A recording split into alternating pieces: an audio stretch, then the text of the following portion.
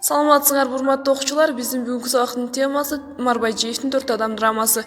Алгач жагымдуу маанай үчүн видеобүбүзгө каалоо айтууну туура таптык. Саламатсыңарбы урматтуу бүтүрүүчү класстын окуучулары. Мен бүгүн силерге алдыдагы жалпы республикалык тестирлөөгө даярданууга мотивация бере турган ыр даярдадым. Ырдын аталышы 1 секунд деп аталат. Автору силер жакшы билген Нуржигит Кадырбеков агайыбыз. 1 секунд бул самолетко кечүү. 1 секунд бул жанган отту өчүрүү. 1 секунд бул бир кылымда жолугубуз бир чоң катап, бир чоң айып кетирүү. 1 секундта жамгыр карга айланат, ачууланса адам болот айбанат. 1 секундта туттум деген сөз айтып, жубайыңа бүт өмүрүң байланат. 1 секундта дарак санат карс этип, 1 секундта жалын өчөт жалп этип, 1 секундта жүрөк токтоп акыры, ысык дене музга айланат жан кетип. 1 секундта жарк деп жанат электр, төгүлөт суу коңторулса челет бир. 1 секундта бий кол койсо буйрукка, сенин 10 жыл иштешиңе себептер демекчи. Урматтуу окуучулар, азыр ар бир секундаңарды, ар бир минутаңарды баалап, келечегиңер үчүн билимге инвестиция кылгыла. Биз силерден алдыда алтын сертификаттын ээлерин күтөбүз. Кыргыз Республикасынын өнүгүшү үчүн салым кошкон мыкты инсандардан болгула. Силерди терең урматтоо менен Гүлмира Конокбек кызы. Сабагыбыздын максаты 4 адам драмасы жөнүндө маалыматка ээ болуу. Адаттагыдай эле алдыбызга 3 милдет койгонбуз. Алар 4 адам драмасынын жаралышы жана сюжети менен таанышуу, тесттик суроолорго жооп берүү жана драмада көтөрүлгөн проблеманы баамдоо.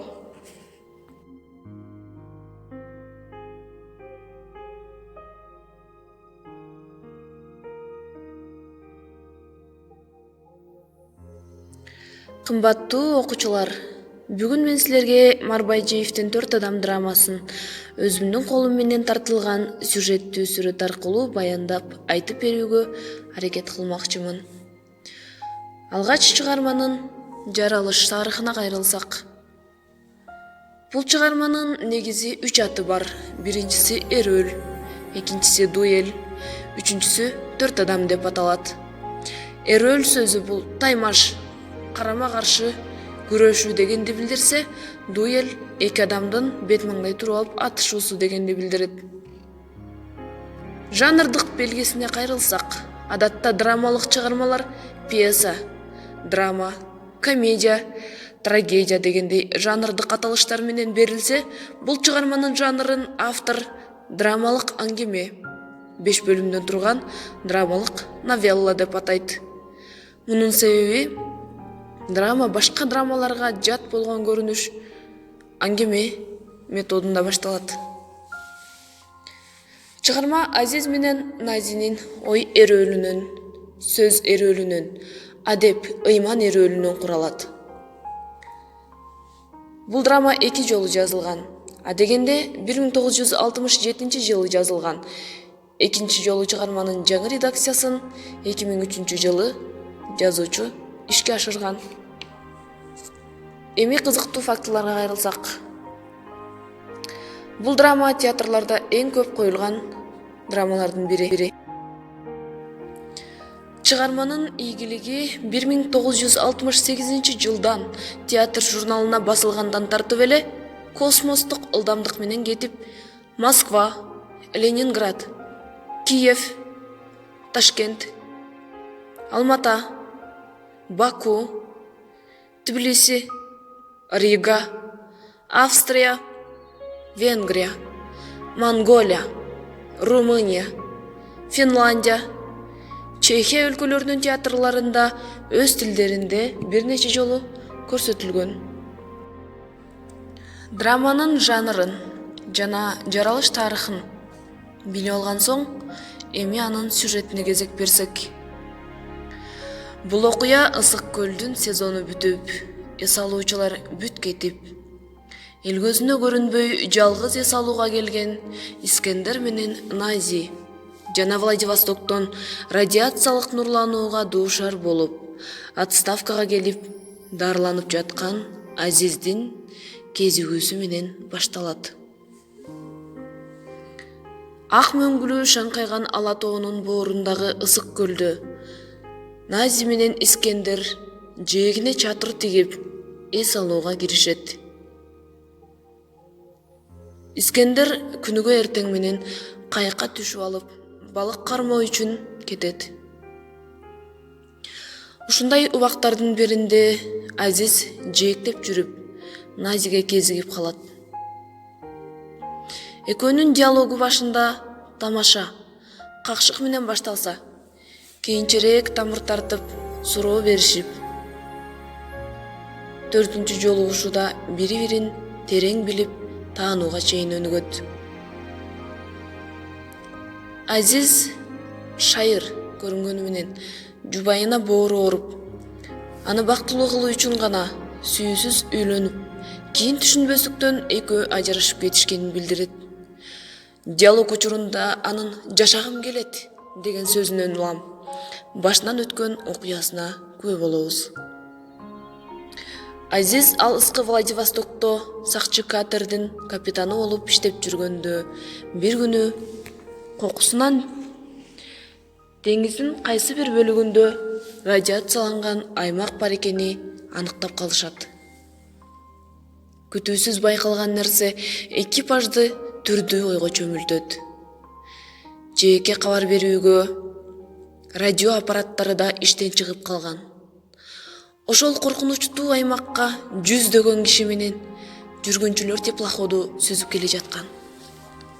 Эмне кылуу керек? Бир гана жол.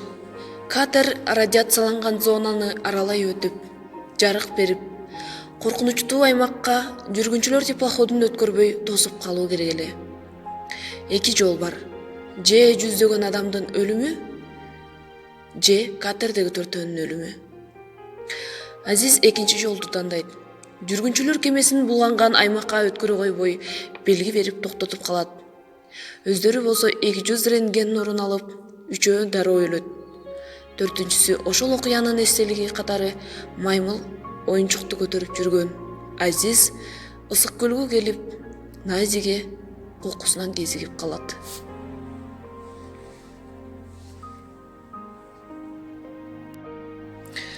Нази болсо апасынын жалгыз кызы. Апасы жаш кезинде сулуу болуп, бирок кургагучук менен ооруп калган соң, ага келип жүргөн киши аны таштап кетип, жалгыз калган аял.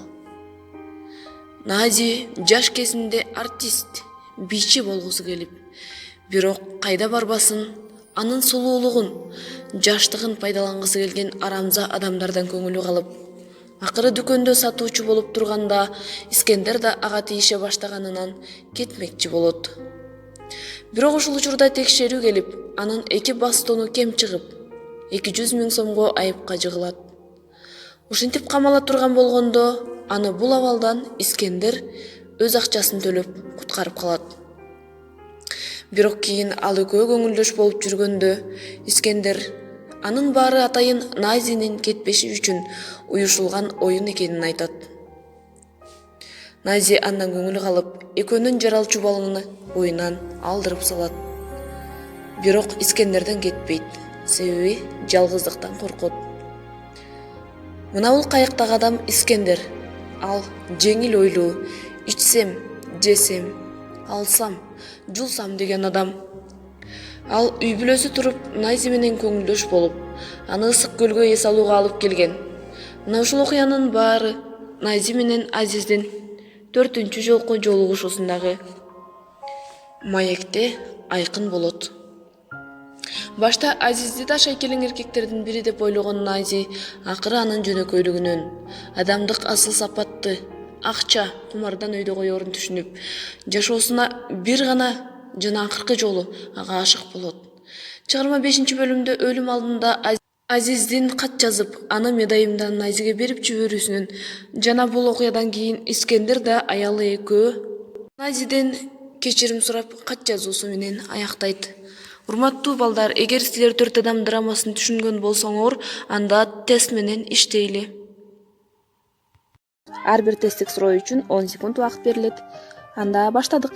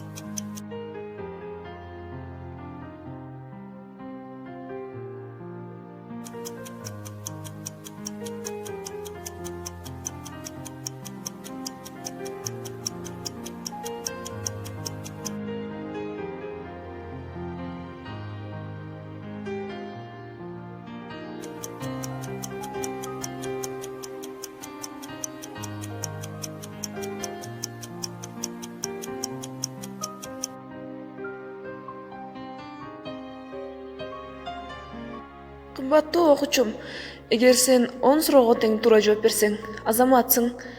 Бул баа сен үчүн. Эгер сен 7 же 8 суроого туура жооп берсең, бул баа сага. Эгер сен 5 гана суроого туура жооп берип калсаң, алдыда дагы убактың бар. Үй тапшырмасына жакшы даярдан. Үйгө тапшырма чыгарманын сюжетин окуп, 2 беттүү күндөлүктү толтуруу. Саламатта калгыла.